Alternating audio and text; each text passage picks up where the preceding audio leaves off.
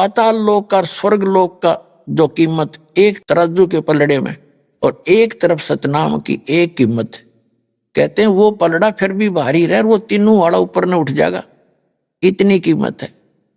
कहते हैं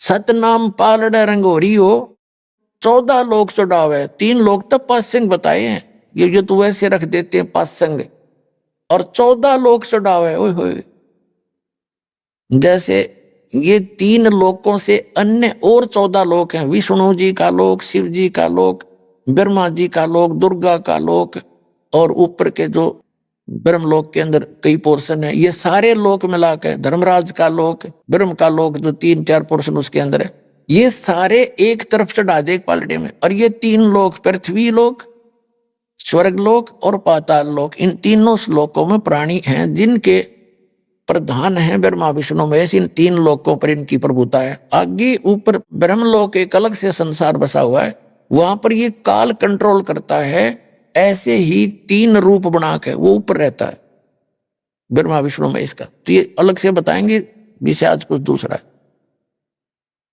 तो कहने का भाव जैसे पासिंग किसे कहते हैं, जैसे पहले पुराने समय में ताखड़ी हुआ करती तराजू, उसके बीच में एक डंडा होता था, 2 तखड़े ऐसे बांध दिए जाते पलड़े रस्सियों से, तो उसमें कुछ एरर हो जाती थी, पासिंग बोला करते कि इसमें पासिंग है। उसको सेट करने के लिए जो सामान तोलना होता, जैसे हम दास का जन्म किसान घर में हुआ, तो जैसे गेहूं तोलने आता सेठ लाला जी दुकानदार बिजनेसमैन, तो क्या करता था, घर वाले कहते थे भाई पासिंग देखा इसमें एरर लेस तो नहीं है ना, तो उसमें कोई डिफेक्ट होता था, गेहूं की एक मुट्ठी भर के दूसरे पलड़े में डाल देते थे, वो एरर लेस हो जाती थी, पलड़ी और तखड़े बैलेंस बन जाती थी, उसको पासिंग कहा करते थे, पासिंग डाल दे।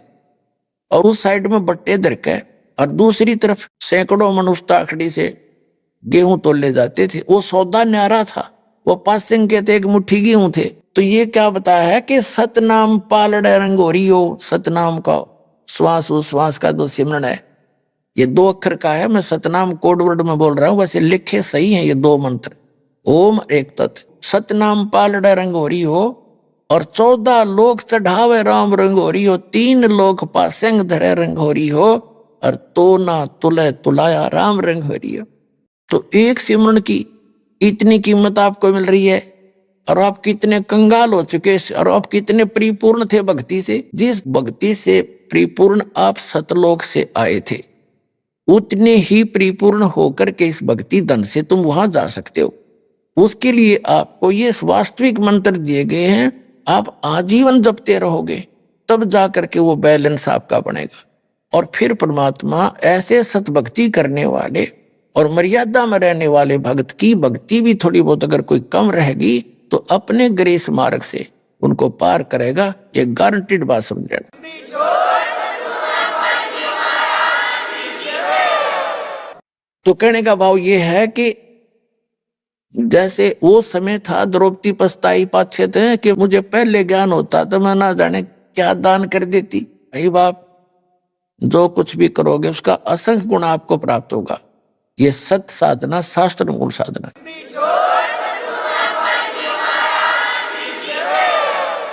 अब जैसे कहते हैं, ये कबीर परमात्मा का दिए हुए ज्ञान में एक प्रमाण है कि ऐसी भरी सभा में और 4 जिम्मेवार आदमी थे।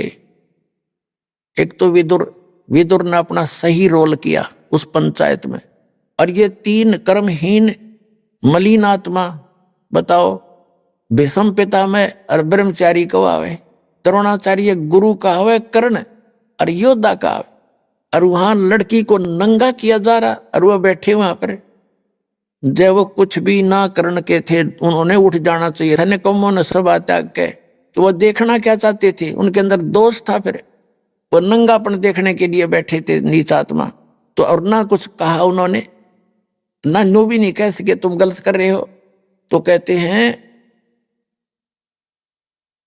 भीष्म पितामह और द्रोणाचार्य महाभारत के समय कैसी दुर्गति से मरे ये तीनों के तीनों। तो क्या कहते हैं कि द्रौपदी चीर हरण में उन्होंने कहीं न आडी तिथि अर्थात महाभारत में उन गेला ऐसी बीती। भीष्म पिता में बाणों से छान दिया गया और पड़ा पड़ा कर रहा, रो रहा है, पता नहीं कितने दिन में जाकर उसके प्राण निकले। ऐसे द्रोणाचार्य की मृत्यु हुई, ऐसे कर्ण को बाणों से छान दिया गया था। तो पुण्यात्माओं कहा कि उन्होंने द्रौपदी चीर हरण में कहीं न आडी थी, उन्होंने कुछ भी नहीं बोले। तात महाभारत में उनके साथ ऐसी बीती। तो पुण्यात्माओं हमने एक नेक इंसान भी बनना है, अपने जो सामाजिक व्यवहार के अंदर भी हमने खरा होना है, अपने कर्म बिगड़ नहीं देने। ठीक है, कहीं जाना पड़े, कुछ 10 आदमी इकट्ठे हों तो सच्ची बात कहे, मानने तो ठीक से ना उठ के चला जा, अपने कर्म धर्म बिगाड़ियो ना। कहते तुमने उस दरगाह का मैल नहीं देखा, धर्मराज के तिल तिल का लेखा। आपकी सोच का भी अकाउंट होगा। तो पुण्यात्माओं आज का जो प्रसंग था, पावेगा अपना किया रे, मन भोगेगा अपना किया रे। तो हम अच्छे काम कराएंगे, सद्भक्ति करेंगे, बुराइयों से बच के रहेंगे तो हम अच्छा ही प्राप्त करेंगे, आपका कल्याण होगा। भक्ति करते।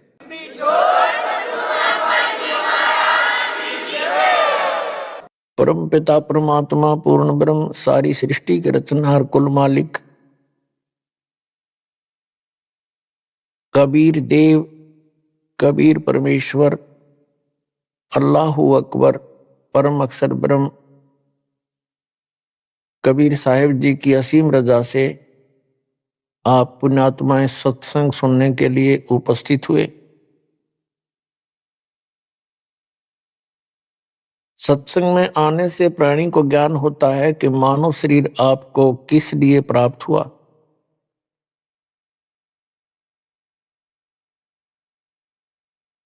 ये जानकारी सत्संग में दी जाती है कि मानव शरीर परमात्मा पाने, जन्म और मृत्यु के इस दीर्घ रोग को समाप्त करवाने का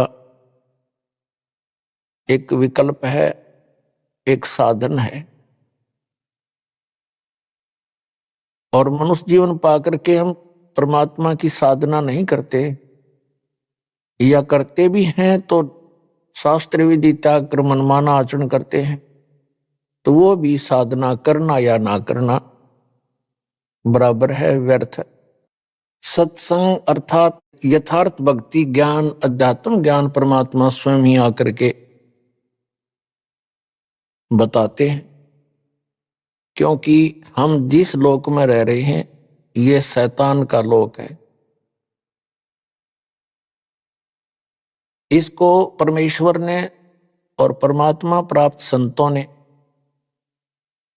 इसको काल कहा है। ज्योत स्वरूपी निरंजन है इसका नाम, और वेदों में इसको ब्रह्म कहा है। ये स्वयं भी अपने आप को ब्रह्म कहता है। ब्रह्म से ऊपर परब्रह्म है, एक शक्ति। ये ब्रह्म, ये सरपुरुष, ये काल, ये शैतान है। इसके 21 ब्रह्मांड हैं। इससे नेक्स्ट है परब्रह्म, जिसको श्रीमद् भगवत गीता अध्याय नंबर 15 के श्लोक नंबर 16 और 17 में, 16 में इसको सरपुरुष कहा है, 21 ब्रह्मांड के स्वामी ब्रह्म को, काल को। और इससे नेक्स्ट जो ब्रह्म है उसको अक्षर पुरुष कहा है, उसको पर ब्रह्म भी कहते हैं। वो 7 संख ब्रह्मांड का मालिक है, स्वामी। और इनसे ऊपर तीसरे नंबर का ओवरऑल कंट्रोलर जो है वो परम अक्षर ब्रह्म है, उसको परम अक्षर पुरुष भी कहते हैं, उसको अल्लाह ताला भी कहते हैं, उसको अल्लाहु अकबर भी कहते हैं, उसको कंप्लीट गॉड भी कहते हैं। तो जो ये ब्रह्म है इसको सरपुरुष भी कहते हैं, इसको काल भी कहते हैं।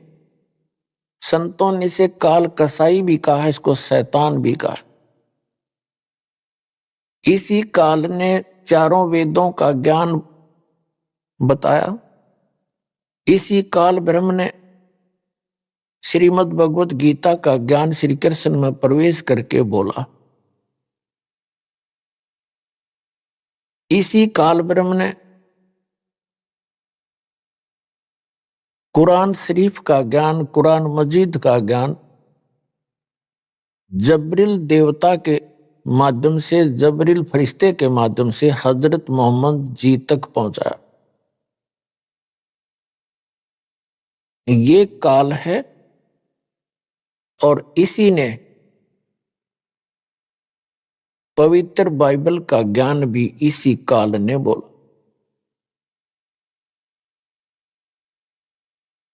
अपने आत्माओं, ये काल जो है एक ऐसा शैतान है, ऐसा एलिमेंट है, ये नहीं चाहता कि ये जीव सुखी रहें, ये नहीं चाहता कि इनको अल्लाह ताला की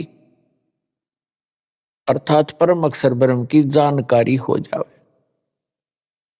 ये अपने सतर का ज्ञान देता है, फिर अंत में ऑप्शन छोड़ देता है कि उस अल्लाहु अकबर की अर्थात उस परम अक्षर ब्रह्म की जानकारी किसी बाखबर से पूछो, अर्थात तत्वदर्शी संत से जानो। श्रीमद् भगवत गीता अध्याय नंबर 4 के श्लोक नंबर 34 में गीता ज्ञानदाता कहता है कि जो ज्ञान, गीता अध्याय नंबर 4 के श्लोक नंबर 32 और 34 का ये मिला जुला सारांश है कि पूर्ण परमात्मा स्वयं आकर के अपने मुख कमल से यथार्थ भक्ति ज्ञान सुनाता है, अच्छी आत्माओं को मिलता है। और वो ज्ञान तत्व ज्ञान होता है। चौथे अध्याय के 34वें श्लोक में कहा है कि अर्जुन, उस तत्व ज्ञान को जो परमेश्वर सच्चिदानंद घन ब्रह्म अपने मुख कमल से आकर बताता है, उस तत्व ज्ञान को तू तत्वदर्शी संतों के पास जाकर समझ, उनको दंडवत प्रणाम करने से, कपट छोड़कर प्रसन्न करने से, नम्रता पूर्वक प्रसन्न करने से वह तत्वदर्शी संत तुझे तत्व ज्ञान का उपदेश करेंगे। इसी प्रकार यजुर्वेद अध्याय नंबर 40 के श्लोक नंबर 10 में स्पष्ट किया है कि कोई तो परमात्मा को संभवात कहते हैं। संभवात माने जन्म लेने वाला, श्री राम और श्री कृष्ण के रूप में मानते हैं अधिकतर लोग। और कुछ असंभवात कहते हैं, वो कभी जन्म लेता ही नहीं, यहां आता ही नहीं। तो वो परमात्मा कैसा है उसकी जानकारी धीराणाम तत्वदर्शी संतों से पूछो। और कुरान शरीफ के अंदर सूरत फुरकान 25 आयत नंबर 52 से 59 में स्पष्ट किया है कि कबीर नामक अल्लाह है। कबीर अल्लाह, अल्लाह कबीर यानी बड़ा भगवान, उसकी जानकारी किसी बाखबर से पूछो और वो वही है जिसने 6 दिन में सृष्टि रची और 7वें दिन तख्त पर जा बैठे। इससे सिद्ध होगा कि इन तीनों होली बुक्स में, तीनों पवित्र सदग्रंथों में, पवित्र कुरान शरीफ, पवित्र श्रीमद् भगवद गीता, पवित्र वेद, इनमें वो तत्व ज्ञान नहीं है। यदि वो तत्व ज्ञान होता तो ये शब्द इन सदग्रंथों में नहीं होते कि वो ज्ञान जो वास्तविक ज्ञान है, तत्व ज्ञान है, वो पूर्ण परमात्मा है, उसकी जानकारी किसी बाखबर से पूछो। बाखबर माने इल्म वाले से, तत्वदर्शी संत से। ये तीनों सदग्रंथ इनकम्प्लीट ज्ञान रखते हैं, अधूरा ज्ञान है इनके अंदर। कुरान शरीफ, श्रीमद् भगवद गीता और ये चारों वेद, यदि इनमें वो ज्ञान होता तो एक सूरत और बोल देता, एक अध्याय और बोल देता, लेकिन वो उस तत्व ज्ञान से अपरिचित है। इन तीनों ग्रंथों का ज्ञानदाता ये सरपुरुष है, ये ब्रह्म है, ये अल्लाह ताला नहीं है, ये कंप्लीट गॉड नहीं है। वो तो कंप्लीट गॉड की तो जानकारी किसी और से जानने के लिए कह रहा है, वो है अल्लाह ताला, वो है समर्थ परमात्मा। तो पुण्यात्माओं, उस अल्लाह ताला ने स्वयं आकर ही यथार्थ ज्ञान दिया है वो समर्थ परमात्मा है, वो पूर्ण परमात्मा है। तो पुण्यात्माओं, हम जिस लोक में रह रहे हैं ये लोक ठीक नहीं है। ये इस काल भगवान का लोक है। ये नहीं चाहता कि यहाँ के प्राणियों को उस पूर्ण परमात्मा की जानकारी हो, इसलिए ऑप्शन छोड़ देता है कि उसकी जानकारी किसी बाखबर से, तत्वदर्शी संत से पूछो, और अपने सतर का ज्ञान इन सदग्रंथों के अंदर से वो बता करके अपने संत भेज के इस ज्ञान का ढोल पिटवा देता है, जगह जगह उसको प्रवेश करवा देता है। जन जन अपने उन सदग्रंथों से जो काल ब्रह्म के दिए हुए हैं उन्हीं को पूर्ण ग्रंथ मानकर उन्हीं के आधार से ज्ञान ग्रहण करके निश्चिंत हो जाते हैं। और परमात्मा, वो पूर्ण ब्रह्म, परम अक्षर ब्रह्म परमात्मा कबीर, अल्लाह कबीर अपनी प्यारी आत्माओं को यथार्थ ज्ञान बताने के लिए स्वयं ही आते हैं। और क्या कहते हैं वो आकर के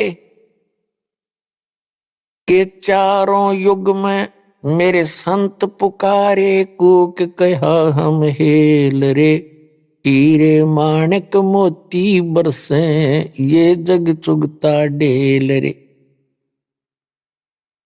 परमात्मा कहते हैं हम चारों युगों में आते हैं, अच्छी आत्माओं को मिलते हैं, उनको अपने ज्ञान से, अपने तत्व ज्ञान से और यथार्थ स्थान और अपने स्वरूप से परिचित कराते हैं।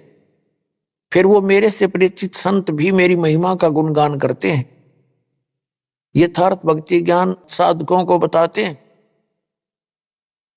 लेकिन उससे पहले ये काल भगवान, ये ब्रह्म अपने अज्ञान को प्रत्येक मानव के अंदर पहले से ही ये भर देता है, आंट देता है।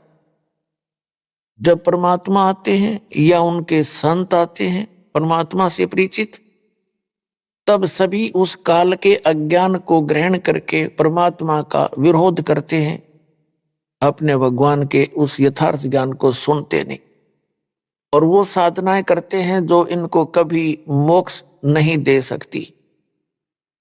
इसलिए परमात्मा कहते हैं चारों युग में संत पुकारे, कूक कहा हम हेल रे, हीरे माणिक मोती बरसे, ये जग चुगता ढेल रे। कबीर साहब कहते हैं, वो अल्लाह अकबर कहते हैं कि हम पूर्ण मोक्षदायक ज्ञान और पूर्ण मोक्षदायक वो सत साधना रूपी हीरे और मोतियों की वर्षा करते हैं, लेकिन ये भोली आत्माएं हमारे इस यथार्थ ज्ञान को ना सुनकर, ना समझकर, ग्रहण ना करके ये वो साधनाएं कर रहे हैं जो इनको कोई लाभ नहीं दे सकती, जन्म मरण का दुख नहीं दूर कर सकते, और इनके जो प्रारब्ध के अंदर अर्थात जो किस्मत के अंदर दुख है, पाप कर्मों के कारण दुख होते हैं, तो वो पापों का नाश भी वो साधनाएं नहीं कर सकती। अर्थात वो कंकर पत्थर इकट्ठे किए बैठे हैं जो शास्त्र अनुकूल साधना ना करके, समर्थ भगवान की भक्ति ना करके, अन्य उपासना जो करते हो, अन्य साधनाएं करते हो, वो तो कंकर पत्थर समझो, यानी डले इकट्ठे कर रखे, और जो यथार्थ साधना है वो हीरे मोती लाल है। क्या कहना चाहते हैं कि चारों युग में संत पुकारे और कूक कहा हम हेल रे, हमने भी ऊंची आवाज लगा लगा के जगह जगह जाके ये बताना चाहा कि हीरे मोती माणिक बरसे और ये जग चुगता ढेल रे। ये बोली आत्माएं लाल और हीरे मोतियों से परिचित ना होने के कारण इन कंकर पत्थर डलों को कीमती जानकर, बहुमूल्य जानकर इनको उठाए फिर रहे हैं। फिर बताते हैं पर भी लेन जात है दुनिया, हमरा ज्ञान किन्हें ना सुनिया। तो पुण्यात्माओं, ये परमात्मा बड़े दयालु हैं, ये रहमत वाले हैं। और जैसे जो कुरान शरीफ का ज्ञान दाता है और श्रीमद् भगवत गीता का ज्ञान दाता है और जो वेदों का ज्ञान दाता है, ये कंप्लीट गॉड नहीं है, ये रहमत नहीं कर सकता, ये किसी के संस्कार को चेंज नहीं कर सकता। यदि किसी का शुभ संस्कार है तो शुभ ही मिलेगा, और किसी के ऊपर कोई पाप कर्म का संकट आना है तो आवे ही आवेगा, उसको नहीं बदल सकते। केवल एक कंप्लीट गॉड जो है अल्लाह ताला बोलते हैं, जिसको कादिर भगवान बोलते हैं, समर्थ परमात्मा कहते हैं,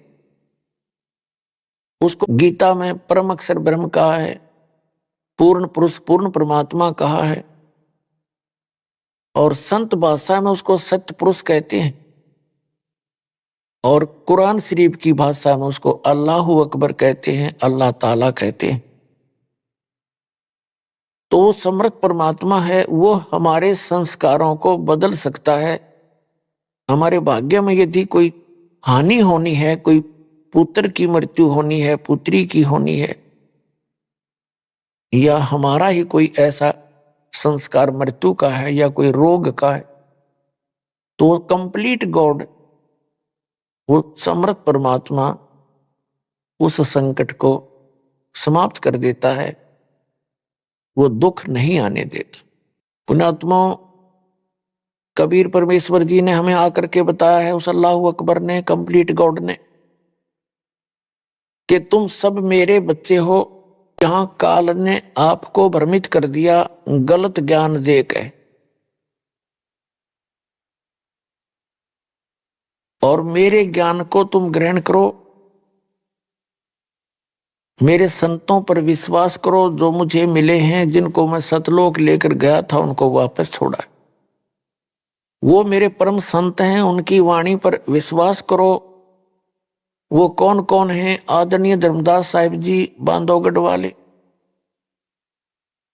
आदरणीय मुलुकदास साहिब जी, आदरणीय नानक साहिब जी, आदरणीय दादू साहिब जी, आदरणीय गरीबदास साहिब जी गांव छुड़ानी जिला जज्जर हरियाणा वाले, आदरणीय गीसा दास साहिब जी गांव खेकड़ा जिला मेरठ उत्तर प्रदेश वाले,